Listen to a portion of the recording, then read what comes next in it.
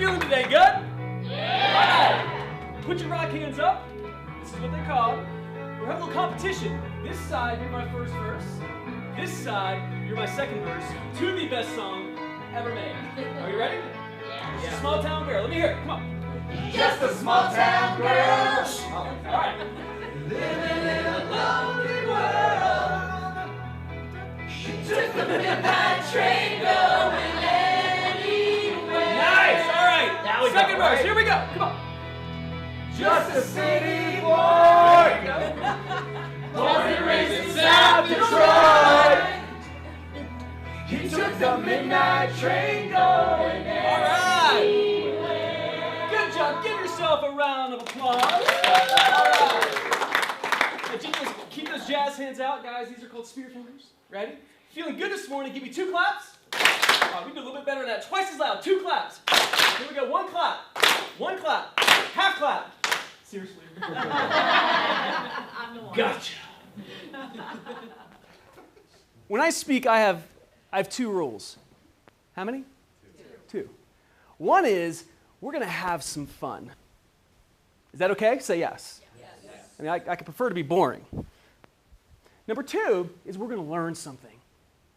And today, we're going to learn some concepts that I feel can change your life.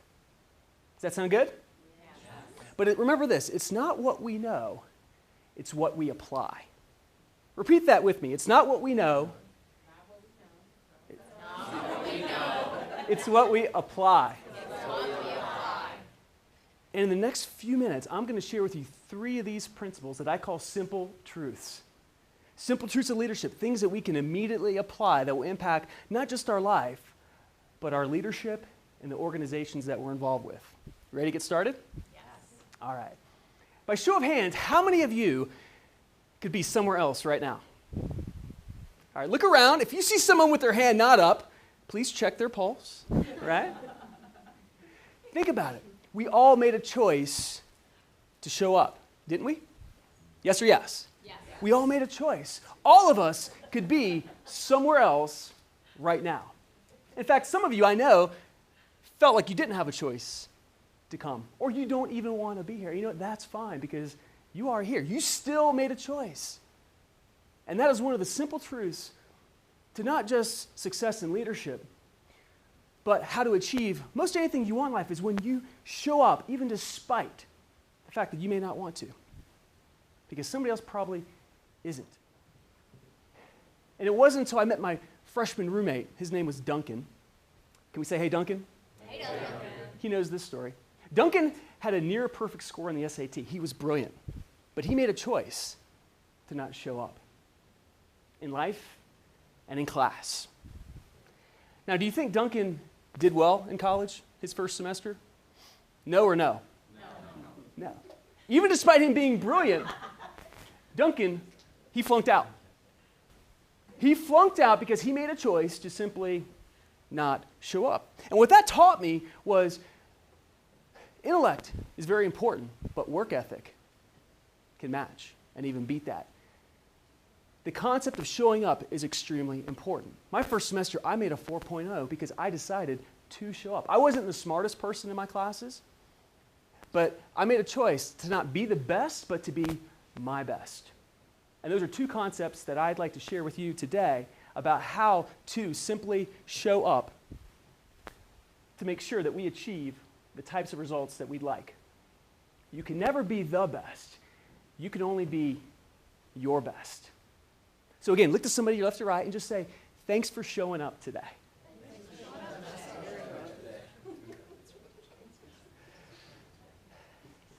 One of the other principles that I soon came to realize was this powerful concept of thinking different. This is the second principle. We've already gotten through the first one, but this powerful concept of thinking different. As a teenager, I battled severe depression when I was younger. I was even clinically diagnosed with anorexia nervosa, which is an eating disorder. When I was 17, I made a decision to show up at Disney World and shoplift. I stole a hat and I got arrested. It was a goofy hat. Anybody here ever done anything goofy? I took that trash with me my whole life. I carried it with me. I had a lot of scars, and I didn't want anybody to know. And it wasn't until I got to college that I realized I was chasing normal. I wanted to be like everybody else, but that normal didn't exist. Nothing in college seemed normal to me, including my first-year roommate. And that is where this concept of think differently really began to empower me once I acknowledged and embraced the fact that my scars led me to who I was. Everything about my life led me to who I am. And once I realized that, I blossomed. I went from near dropout to homecoming king, struggling academically to a 4.0. Not because I was the best, but because I chose to think a little different. In fact, I remember reading this one day, this quote. It was so amazing. 73% of the average person's thoughts are negative. Think about that. How many of you have ever had a thought? Okay, look around, somebody's hand not up. You're sitting next to a zombie, okay? We all have that inner voice. Some of us, we've got two. It's a little scary. But we all ask ourselves negative questions sometimes. Why do I wait till the last minute? Why does this always happen to me? How come this? How come? We don't realize that we're asking ourselves negative questions. I chose to change the mental radio station that I was listening to. I chose to think a little different, that my mistakes actually were lessons of wisdom. My scars were beautiful and made me into who I was. This concept of thinking different was either enabling me to be successful or it was holding me back. 73% of the average person's thoughts were negative. It doesn't have to be that way. You have to change the way that you think. Here's a perfect example. Anybody ever heard of the story Roger Bannister? Roger Bannister was who? He was a runner. He broke the 4-minute mile. Excellent. But here's what we may not know about Roger Bannister. People thought it was impossible. People said, it cannot be done. Other runners, even doctors, said it is physically impossible for the human body to do this. So what were some leadership descriptors about Roger that do you feel helped him achieve that breakthrough? Persistence. Belief in himself. Not listening to the haters, right? Thank you. I didn't hear steroids. Roger Bannister made a choice to follow a vision that he had, and he thought a little different, and he showed up every single day. In fact, he even says this. You have to think different to achieve the type of success that you want. You have to think different. So right now, think of something in your life that you'd like to be different. Anybody have anything they'd like to have changed in their life? Right. I do. I do myself. We all want something different. Nothing will change until we do. And that's one of the call to actions we're going to have today is I want you to think of something in your life that you decide today, right now, it's going to change because I'm going to help make that change. Several years ago, I had one of the most amazing opportunities. I was asked to be a speaker for TEDx. TEDx is a seminar of YouTube videos about ideas worth spreading. I spoke to one of the largest TEDx groups in the Southeast, and I studied the most successful leaders. What is it about them that helped them achieve amazing breakthroughs? Is there something unique about them, a common denominator? And I found 3. One was that they showed up consistently. Number 2 is they thought differently. We'll talk about the third in just a moment. But this concept of thinking differently is not unique just to Roger Bannister, who, by the way, didn't just break the 4-minute mile. Do you think other people since then have been able to break the 4-minute mile? Yes or yes? Yes. Hundreds. Because they saw that it was what? Possible. Think about that. History said it can't be done. One person said, hey, no, it can, and I'll show you. Preach the gospel at all times. When necessary, use words. We have to show people. We have to show them what's possible, not just speak it. Leaders, we're not just good communicators, we're good doers. We influence others for positive change. So Roger Bannister thought differently. And in my TED Talk, I studied other people. Here are just a few that I selected for you today. You see Lincoln, Martin Luther King, the Wright brothers, Steve Jobs. They thought differently. Catch this even further, though. In the moment that they were pushing for their societal change, what they believed in, when everybody else thought that they were not just cray, Z. Cray cray. But they also were thought to be a little dangerous, a little radical. If someone has never said to you that your dream sounds crazy, it's not big enough. It's not big enough. What is something that you can make a choice to decide today, even if it's never been done before, it will happen? Think about the next conversation you have with your boyfriend, your girlfriend, your friend, your parents. You declare to them something that is going to happen in the future, even if you don't know how, but you know it will. I want their reaction to be, who were you just speaking to? What did you have for breakfast?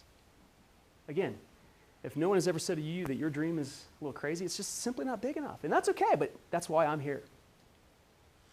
These people here thought a little differently. Even companies. Look at these companies now. We all know them. None of these companies were successful when they first started.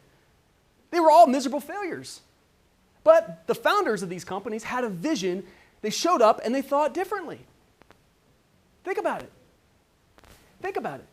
And when I saw this slide years ago, this changed my life. This changed my life. This simple slide right here. Feel free to take a picture. Most people think success is just easy. Oh, you never make any mistakes. But we know that success, and even think about your own life, your greatest accomplishment, didn't come easy and overnight. We know the squiggly lines is what's the test for us. It's what's going to help us learn from failure. It might even just be time. The squiggly lines is what we need to persist through. And with a vision and knowing and conditioning our mind that we just need to think differently, that can help us achieve amazing breakthrough. I mentioned to you, I dealt with a lot of the squiggly lines, a lot of trash. I wanted to forget the past until I realized how important it was for me. And I wrote my first book called Think Differently for this exact reason. And I want to give it to you today. And if you're interested, all you simply have to do is text my name to that number. Just make sure you spell Snyder right. Other goes to some weird guy in Georgia who absolutely hates me. Spell it like the pretzel. But I'm happy to give that to you today. Just text me at that number. So these amazing people in my TED Talk that I studied, they showed up, they thought different. And the third, you ready for the third? Say yes? Yes. Okay, good. Is they had a vision for what they wanted to accomplish. They had a vision. Even before they achieved it and manifested that in their life, they had a vision that they would. For example, who's this person here? Anybody know? J.K. Rowling, who wrote Harry Potter. Probably heard about this book. When she wrote this book, she was unemployed, struggling single mom on the equivalent of what we call welfare in the UK. Think about it. Walt Disney. All begins with a dream, right? He went to over 300 banks before one finally said, okay, let's give this shot, this idea that you have about a mouse. Let's try it out. Even when we went to the moon for the first time, we had a vision. We didn't know how we would do it. In fact, catch this, 3% of the time on our en route to the moon, we were actually on target. We had to continually adjust to get to the moon, and we did. We have to have that vision for what we want to accomplish. What's your vision? Do you have one? Think about what's your vision? Most people I talk with, they don't know what their vision might be, and that's okay. But that's why I'm here, is to get you to think about what your vision might look like. My vision as a kid at 12 years old was to be on The Price is Right. How many of you heard of The Price is Right? How many of you found yourself ever yelling at the TV when somebody makes a silly bid? If your hand's not up, you're lying. I had a dream as a kid to be on The Price is Right. I can't share with you that story right now. I don't have time. But what I do want to share with you is that despite everybody making fun of me and laughing at me, including my mother, I did live my dream to meet Bob Barker on stage. And I shook his hand. And I lived my dream of being on The Price is Right at the age of 22. And if you go to YouTube and type up Kevin Snyder meets Bob Barker, it's there. This article was in the paper, and this is what I want to close with. When I saw this in the paper, Snyder lives dream on Price is Right. And I thought, you're darn straight. I lived a dream simply because I had one. Think about this. You can't live a dream until you have one first, even when you don't know how. And it even doesn't matter what your dream is. What matters is that you have one. Your dream is what makes you unique. It's your fingerprint.